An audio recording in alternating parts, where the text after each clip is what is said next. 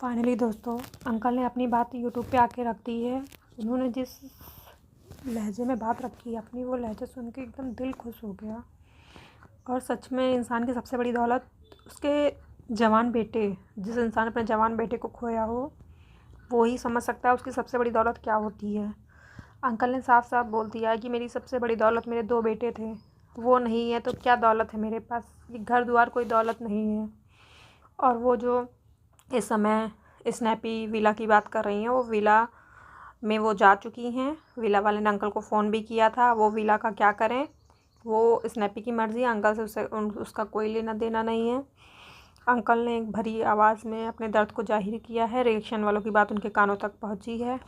उन्होंने कहा है मैं सबके जवाब दूंगा। सही बात है, जब तक मैं अपना पक्ष नहीं रखूँगा, मैं कुछ यूट्यूब पे आके नहीं कहूँगा तो जनता को यही लगेगा ना कि मैं चोर हूँ, मैंने ही गलत किया, मैंने ही बेईमानी की है। अंकल को बहुत ट्रोल किया जा रहा है कि अंकल आके कुछ बोले। फाइनली अंकल ने अपनी चुप्पी तोड़ दी है और आके यूट्यूब पे सारी सफाई दी है और अपना पक्ष भी रखा है। बताया है जितना कि स्नैपिंग कर रही हैं सारा चीज़ गलत है, धोखा है, ऐसा कुछ नहीं है। वो सब झूठी खबरें फैला रही है, झूठी चीज़ें यूट्यूब पे दिखा रही है। अंकल ने कहा जो अपने जवान बेटे को खो चुका, उससे बड़ी दुख की बात कुछ नहीं हो सकती। और मेरी सबसे बड़ी दौलत मेरे बच्चे थे। और हाँ, जो मेरे पास रियल में दौलत है वो दौलत मेरी है, मैं उसका मालिक हूँ। वो मेरी है और मेरी ही रहेगी। मेरे मरने के बाद मेरी पत्नी की होगी और मेरी पत्नी के मरने के बाद ही वो दौलत मेरी दोनों पोती को मिलेगी। लेकिन हाँ, अंकल ने यह भी कहा है कि अगर सब कुछ ठीक रहा तो मेरी पोतियों को मिलेगी, क्योंकि स्नैपी इस समय जो हरकत कर रही हैं ऐसा देख के लग रहा है कि आगे क्या हो जाए कुछ पता नहीं है। अंकल को बहुत दर्द का सामना करके आके यहाँ पे अपनी सफाई देनी पड़ी है, बातों को रखना पड़ा है। वो अपनी बातों को ना रखते तो हम जनता को पता ही न चलता क्या सच है क्या झूठ है। उन्होंने कहा सब ठीक रहा तो सारी दौलत मेरी दोनों पोती को मिलेगी, वरना आगे देखा जाएगा क्या होगा। मेरी जो सेवा पानी करेगा या मैं उसको दूंगा। मैं किसी के साथ रह रहा हूँ, 2-4 रिश्तेदार मेरे साथ हैं, तो इसका मतलब जो 2-4 तुम्हारी फैमिली वाली तुम्हारे साथ हैं, घूमती फिरती हैं, 2-4 रिश्तेदार मेरे साथ, तो क्या तुम अपनी इजाज़त अपनी फैमिली को दे दोगी जैसा? तो क्या मैं अपनी इजाज़त अपने जो मेरे साथ करते हैं उनको दूंगा? हाँ, एंड वक्त पे अगर मेरी सेवा किसी ने की तो मैं अपनी इजाज़त उन्हीं को दूंगा। अभी मेरे पैर हाथ चल रहे हैं तो मैं अभी अपनी सेवा खुद कर सकता हूँ।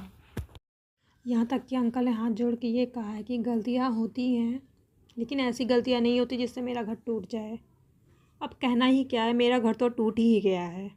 अब इससे ज़्यादा क्या मेरा घर बर्बाद होगा। और मुझे नहीं लगता कि कभी मेरा घर अब दोबारा खुशी से रह पाएगा। और अंकल ने ये भी कहा है कि मुझे कुछ समझ में नहीं आ रहा, मैं सब कुछ भूल जाता हूँ, मेरी उम्र भी हो गई है, लेकिन आप लोग अपने अपने सुझाव दीजिए मुझे इस संपत्ति के बारे में क्या करना चाहिए क्या नहीं, क्योंकि आप लोग अपनी अपनी राय देंगे, थोड़ा मेरा दिमाग काम करेगा, मैं आगे सोचने के सक्षम बनूंगा। अंकल ने सब लोगों को धन्यवाद भी किया जो अंकल के फेवर में बोल रहे हैं, अंकल का दर्द को समझ रहे हैं।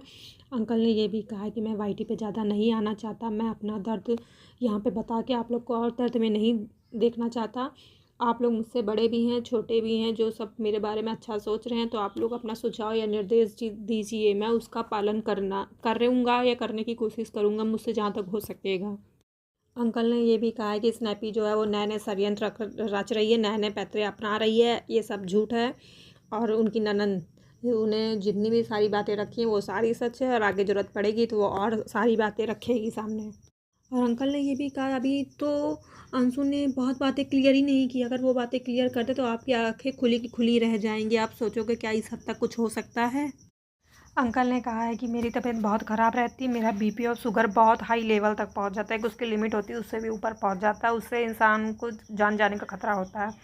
तो ये जो स्नैपी हैं जब जानबूझ के ज़बरदस्ती ऐसी कंट्रोवर्सी यूट्यूब पे ला रही हैं ताकि अंकल का और आंटी दोनों का पारा हाई हो, उनका बीपी हाई हो और वो दुनिया से चले जाएँ। वो चाहती हैं कि ये सब ख़त्म हो जाए, फैला रहे इनका राज हो जाए हर चीज़ पे, ना कोई रोक ना कोई टोक।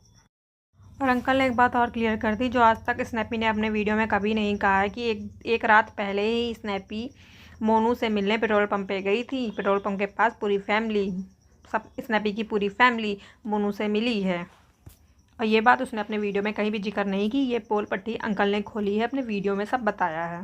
स्नैपी की सास स्नैपी की मम्मी से इसलिए नफ़रत करती हैं, और अंकल ने ये भी कहा है वो नफ़रत करती है और करती रहेगी। वो नफ़रत इसलिए करती है क्योंकि जब स्नैपी के दोनों पति मतलब स्नैपी की सास के दोनों बेटे ख़त्म हुए थे, तो स्नैपी की मम्मी ने एक बार भी उनके पास आके नहीं बैठा, उनको सतावना नहीं दी कि ये छोड़, जो हुआ। एक इंसान दर्द में रहता है, तड़पता है, उसके जवान बेटे ख़त्म होते तो उसके पास 2 घड़ी आके बैठता है, उसे दिलासा दिलाता है। लेकिन स्नैपी की मम्मी ने स्नैपी के साथ सास के साथ ऐसा कोई व्यवहार नहीं किया, इसलिए स्नैपी की सास उनसे घृणा करती हैं और आजीवन घृणा करती रहेंगी।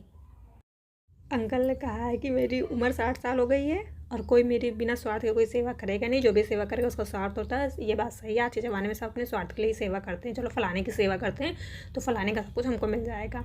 अंकल ने कहा सबसे बड़ी बीमारी तो मुझे सपना नामक बीमारी लगी है, सॉरी स्नैपी नामक, जो कभी ख़त्म नहीं हो सकती।